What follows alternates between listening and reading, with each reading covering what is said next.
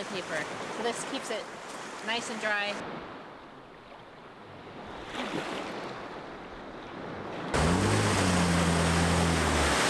Welcome to another episode of the Epic Family Road Trip.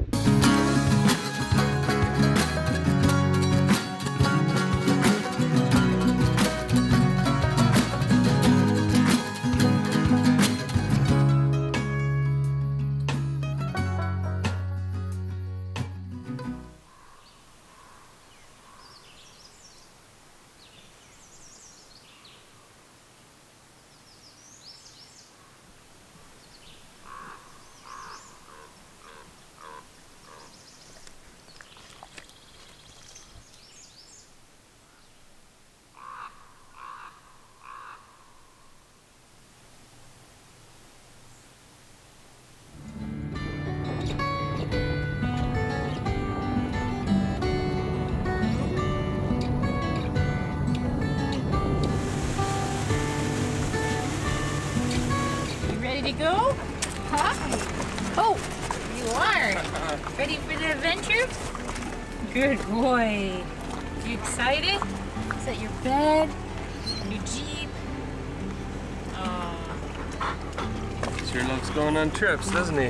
Adventure dog. All right, so we're on our way to the next adventure. This time it's going to be heading to a place called Manitoulin Island. It's just a really pretty spot, and we look forward to camping nearby a beach again on a lake. It's gonna be some pretty fun. We've got some fun things planned, so it's gonna be beauty.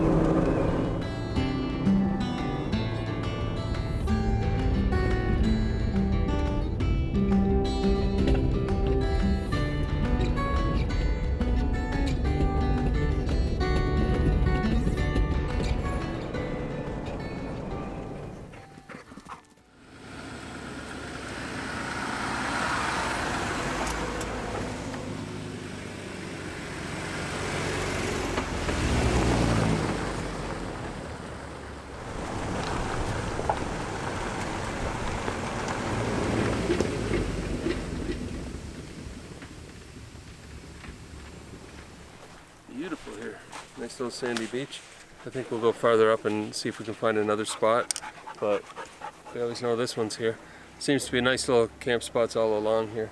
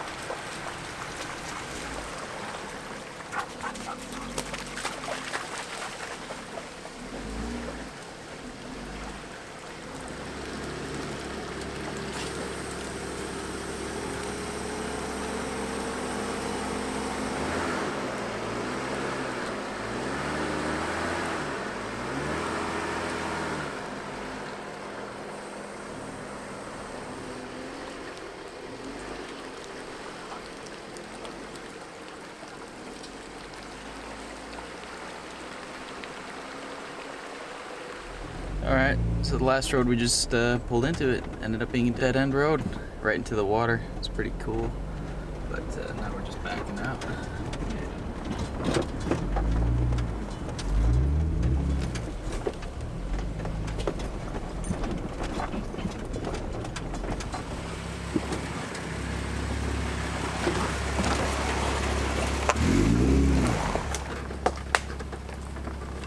This has a lot of promise. Wow, what a beautiful place. This is Manitoulin Island, way up at the, I think the north, or what would you call that, the west end of the island. and that would be Lake Huron out there. We're about halfway between Sudbury and Sault Ste. Marie. You like the water?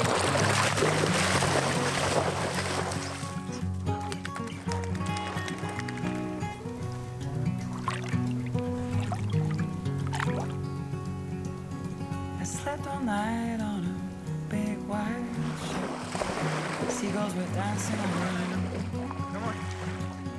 I woke up with a sunrise on the sea. Such a precious gift to me. The salty breeze and the waves. 5 millimeters then. The slow pace.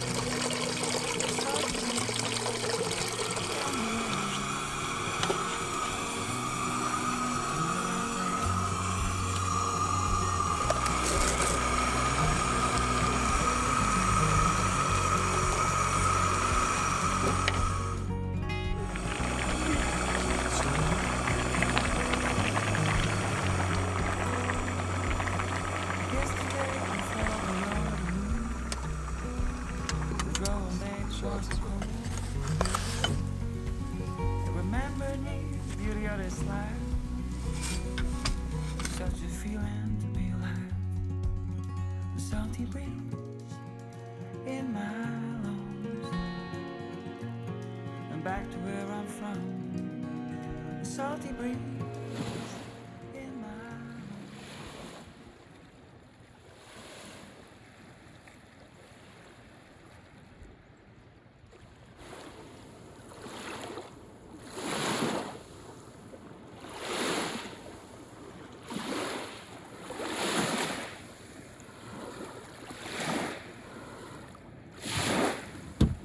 Good morning. Good Sandra, look at you. Hi there, little guy. Had a good sleep? Hi.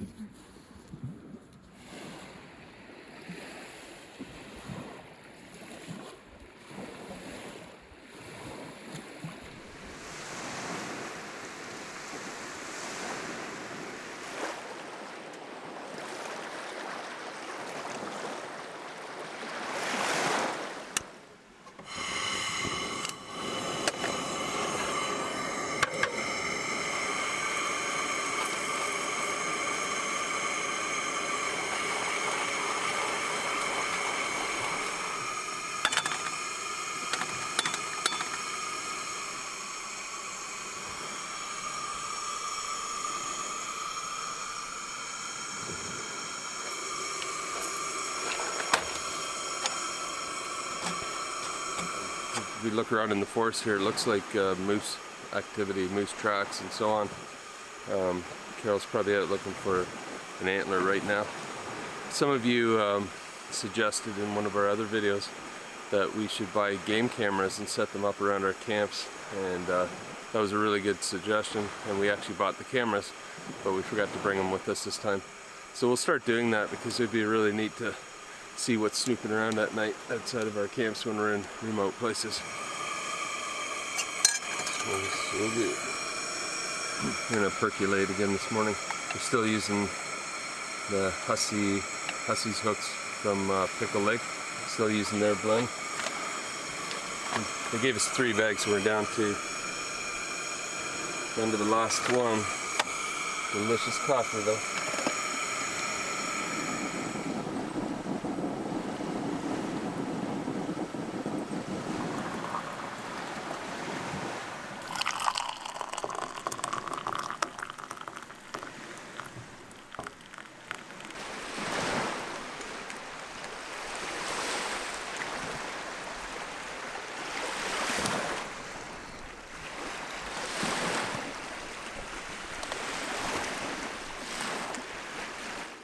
Good morning. A beautiful spot.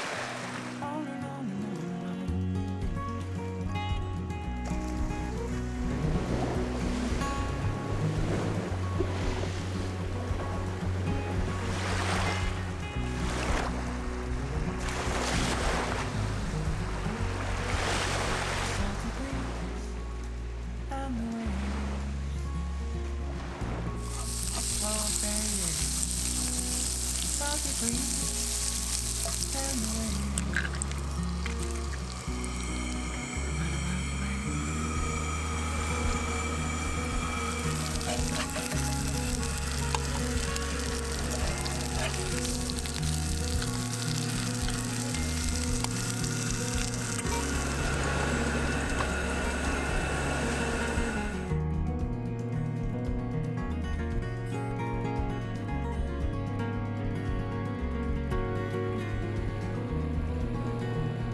Hey guys, we always love getting questions and comments from you on YouTube, and we've gotten a bunch of questions lately, and what we thought we'd do is try to answer some of them on this video and the next upcoming videos. This week we're going to answer two of the main or most common questions we get. Where do you all sleep and where do you go to the restroom? And so we're going to try to answer those two today. And if you have a question, make sure you leave it in the comments below. We love hearing from you. The most common question we get is, how do you go to the bathroom or how do you take a shower? We use a CVT privacy tent. It whips up in a cinch like that. The boys just did it. And we also use for our toilet the Thunder Box. It doesn't take up any space at all. And it basically sets up in a flash. You just has a little lid. You can open it up. And these come with two bags, the biodegradable and a double duty. So let's talk about the shower. You can get some that are super narrow. You can't even move in there. This one, you can see how big it actually is. So even when you're going, there's lots of room. And there's a little bag here. And it keeps your toilet paper inside. Because there's nothing worse than in the morning and having damp toilet paper. So this keeps it nice and dry, up high. And then you can also put your shower stuff in here when you are taking a shower. Speaking of showers, this is really cool. So this can undo. And you put your shower bag here, inside. Then it'll come out here. You hook it up right there.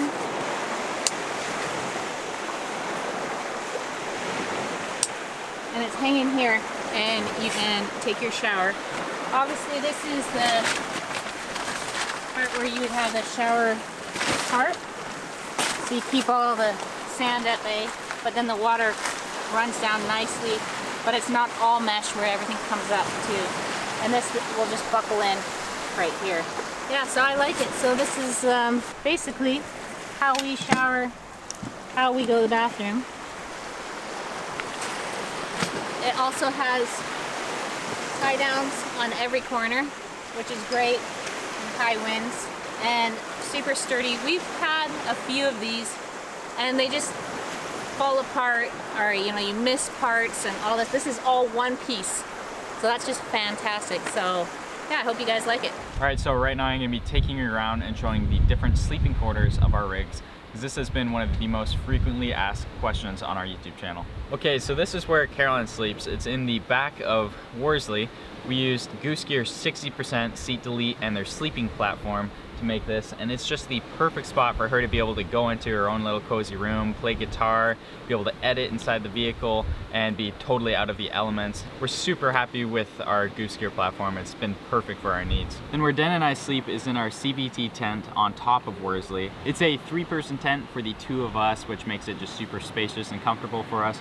CVT is an excellent brand that makes super high quality tents. The tent we sleep in is super rugged and durable. We've had them for years now, full-time use, basically every day when we're on the road. And no matter what we're in, whether it's snow, rain, or super hot weather, super cold, we're always really comfortable. So we've really loved the CVT tents. And on top of Vandy is where our parents sleep. They have their own CVT tent. So CVT makes a Summit series of tents, and they're the more ruggedized version. So 4-season, tougher material, and they just last a super long time.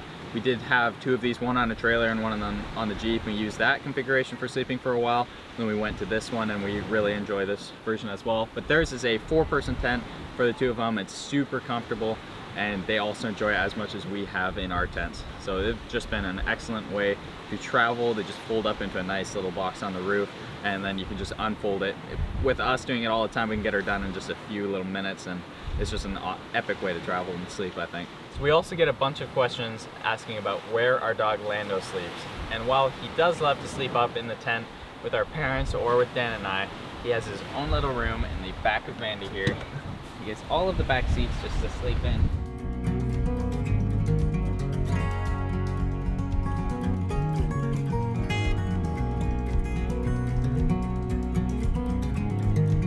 Hey guys, we're walking some of the trails here at the camp where we stayed last night. Just thinking about the months ahead, and as you probably know if you watch some of our other videos, we had planned to be going up to Tuktoyaktuk and doing that whole road, but that's still shut down.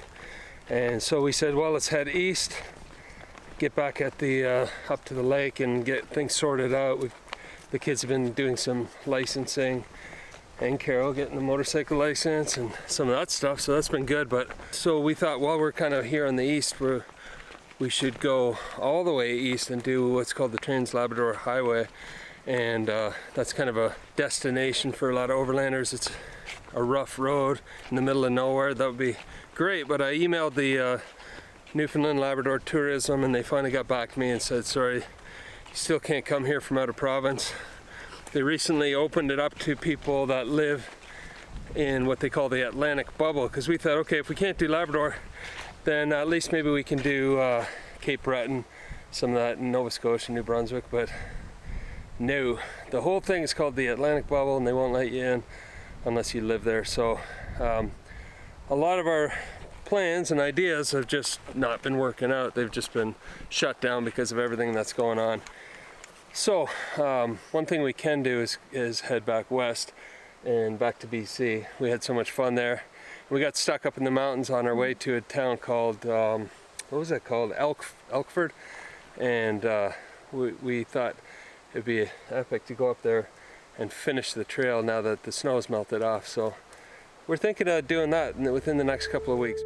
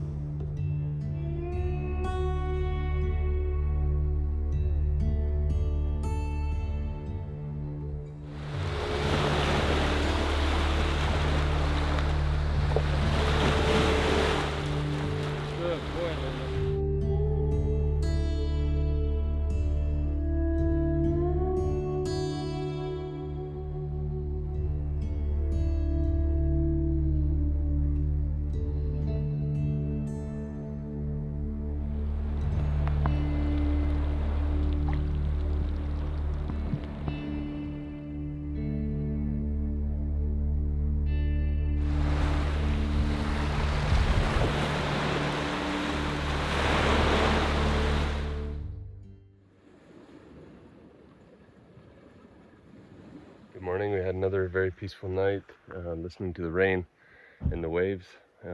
But the rain has stopped and the lake has calmed down, and we've got some water in camp. It must have rained pretty hard. Good puddle right behind the two Jeeps. Because this is pure bedrock down here, the water, I guess, sits for a while. It takes a while for it to drain between the cracks, but that's a good little puddle. Anyway, we're gonna pull Vandy ahead. We got room. Let's move up this way a little bit, and then we can be standing on dry ground and make some breakfast. Big hawk, or maybe even an owl, just flew over really quietly. I saw the shadow in the water.